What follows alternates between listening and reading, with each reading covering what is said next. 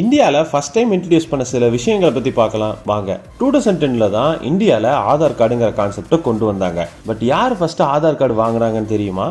மகாராஷ்டிராவில் இருக்கிற ரஞ்சனா சொனாவனேங்கிற பெண் தான் முதல் முறையா ஆதார் கார்டை வாங்கியிருக்கிறாங்க.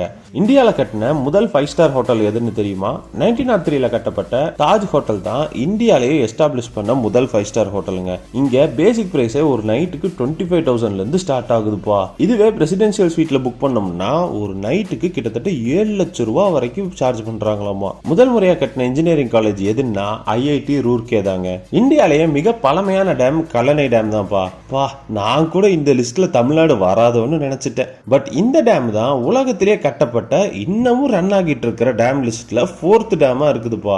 முதல் முறையா இன்ட்ரடியூஸ் பண்ண பிரைவேட் ட்ரெயின் எதுன்னு தெரியுமா? அதை தெரிஞ்சுக்கிறதுக்கு முன்னாடி இந்த மாதிரி இன்ட்ரெஸ்டிங்கான வீடியோஸ் பார்க்க நம்ம சேனலை மறக்காம சப்ஸ்கிரைப் பண்ணிருங்க. இந்தியாவில் ஃபர்ஸ்ட் எஸ்டாப்ளிஷ் பண்ண பிரைவேட் ட்ரெயின் எதுன்னா தேஜஸ் எக்ஸ்பிரஸ். அதுவும் நியூ டெல்லியில இருந்து லக்னோ வரைக்கும் போற இந்த 82502ங்கிற ட்ரெயின் தான்ப்பா. ஏசி மட்டும் தாங்க இதுல இருக்குது. கார் சேரோட பிரைஸ் 1800, எக்ஸிக்யூட்டிவ் கிளாஸோட பிரைஸ் 2500 வரைக்கும் போகுது. ஆனா அதே டிஸ்டன்ஸை நார்மல் ஸ்லீப்பர் கிளாஸ்ல வெறும் 300 ரூபாயில தராங்க.